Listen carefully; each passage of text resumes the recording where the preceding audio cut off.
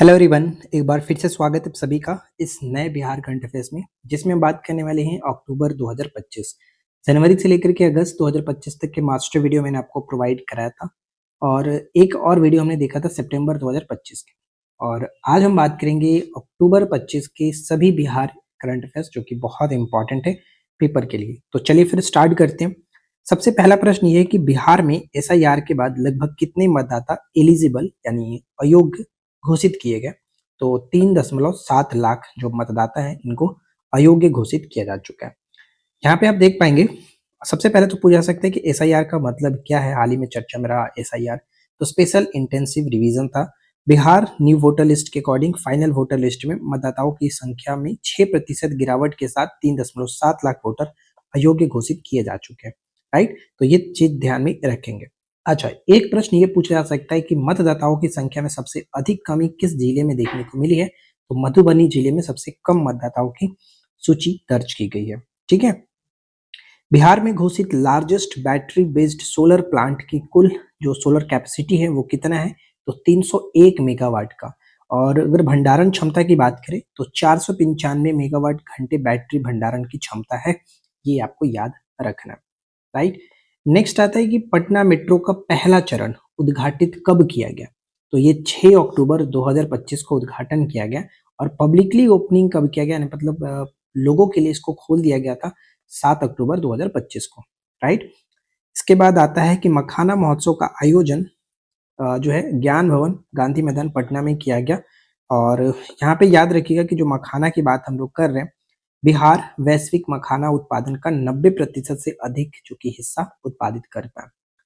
Budget में बात किया गया था कि बिहार में मखाना बोर्ड की स्थापना की जाएगी। तो हाल ही में पूर्णिया में सितंबर में मैंने बात किया था, सितंबर 2025 में पीएम मोदी ने जो कि पूर्णिया में, ठीक है, पूर्णिया में उद्घाटित किया गया बिहार का मखाना बोर्ड। राइट, मतलब राष्ट्रीय मखाना बोर्ड की स्थापना की गई पूर्णिया के अंतर्गत।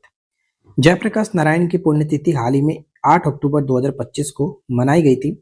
नेक्स्ट आता है कि मुख्य न्यायाधीश पवन कुमार भीमप्पा बजंत्री की सेवानिवृत्ति के बाद कॉलेजियम प्रणाली द्वारा पटना उच्च न्यायालय का कार्यवाहक मुख्य न्यायाधीश किसे नियुक्त किया गया था। तो कुछ समय के लिए न्यायमूर्ति सुधीर सिंह जो थे इनको बनाया गया था कॉलेजियम प्रणाली के द्वारा पटना उच्च न्यायालय के कह सकते हैं सहायक मुख्य न्यायाधीश के रूप में। और ऐसा अनुच्छेद 223 में कहा गया कि कार्यवाहक मुख्य न्यायाधीश की नियुक्ति की जा सकती है। तो ये पॉइंट आपको याद रखना, सुधीर सिंह को कार्यवाहक बनाया गया था। ठीक है, आगे बढ़े। इसके बाद नेक्स्ट आते हैं कि association for democratic reforms and Bihar election watch की रिपोर्ट के अनुसार बिहार में कितने प्रतिशत उम्मीदवारों पर आधिकारिक आरोप दर्ज है। तो 32% उम्मीदवारों पर आरोपित दर्ज किए गए थे। ये लिस्ट जारी भी किया गया था, मतलब ये आंकड़ा जारी भी किया गया था जो बिहार विधानसभा का चुनाव होने वाला था, तो ये काफी चर्चा का विषय था उस वक्त। राइट, नेक्स्ट आते हैं कि केंद्रीय मंत्रिमंडल द्वारा घोषित, ध्यान रखिएगा कि 57 नई केंद्रीय विद्यालयों में से बिहार को कितनी आवंटित की गई है। तो टोटल 57 नई केंद्रीय विद्यालय बनाने की बात की गई थी, जिसमें बिहार को 19 केंद्रीय विद्यालय आवंटित किए जाएंगे। यहाँ पर इसके बारे में पूरा डिटेल में लिखा गया कि बिहार को मोदी सरकार का बड़ा तोहफा 19 नए केंद्रीय विद्यालय के लिए जो कि मंजूरी दी गई है 2135 करोड़ रुपए। राइट, ये ध्यान में रखेंगे। देखिए यहाँ पर लिखा गया कि 19 केवीएस होगा और कुल छात्र 30,000 प्लस होंगे। कुल केवीएस की जो संख्या हो जाएगी वो वर्तमान में 16 था, अब जो कि 19 नया बढ़ने के साथ 35 हो जाएगा। राइट, किन किन जिलों में खुलेगा, तो इन जिलों में खुलेंगे केवीएस गया, पटना, मुजफ्फरपुर, पूर्णिया, अरवल, मधुबनी और कैमूर। तो ये पॉइंट सब याद रखने वाली चीज हो जाती है।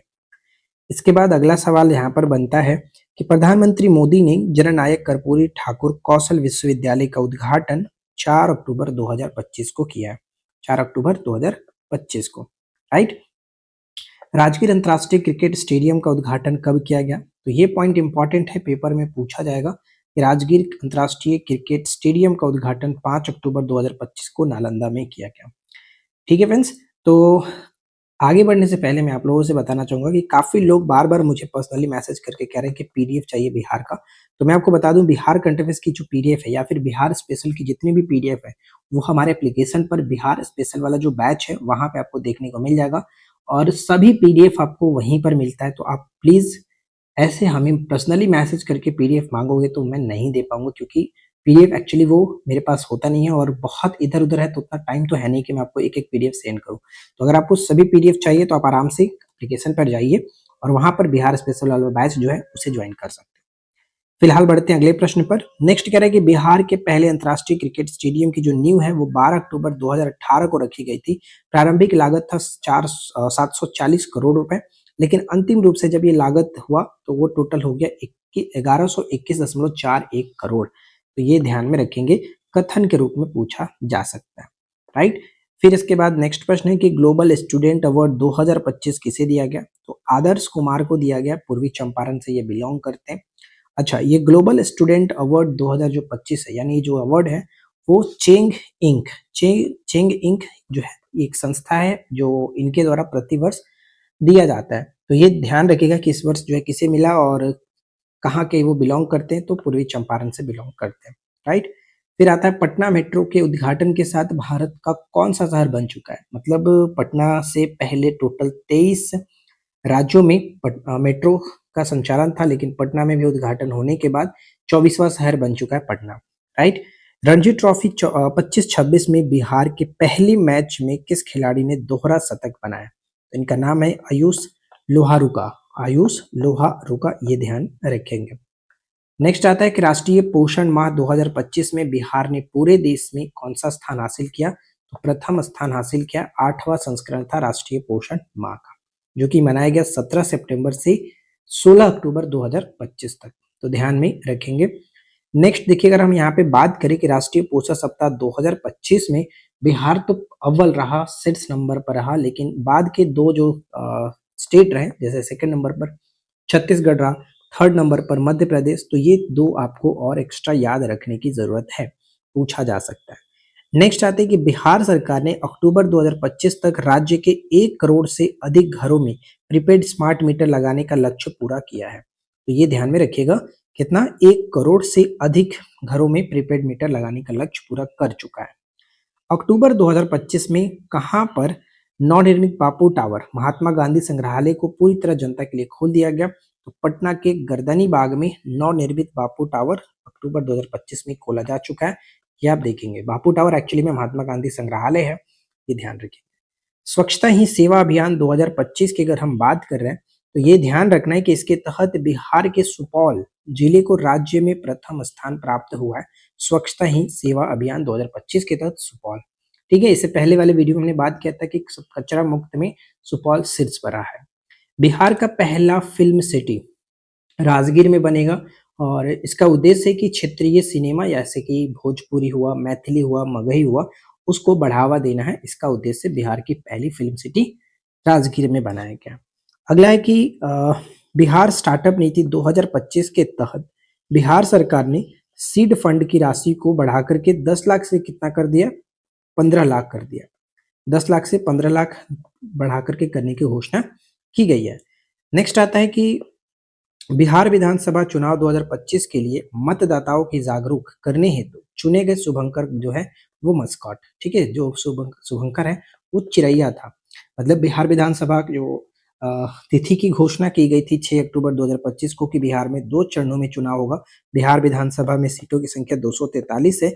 इन 243 सीटों को 2 भागों में बांटा गया था। 6 नवंबर को 121 सीट और 11 नवंबर को 122 सीटों पर मतदान किया गया और जिसका शुभंकर था, मस्कट था, चिरैया, जो कि यहाँ पे आप देख पाएंगे, राइट। और जो मतगणना थी वो 14 नवंबर को किया गया था, राइट, 14 नवंबर को।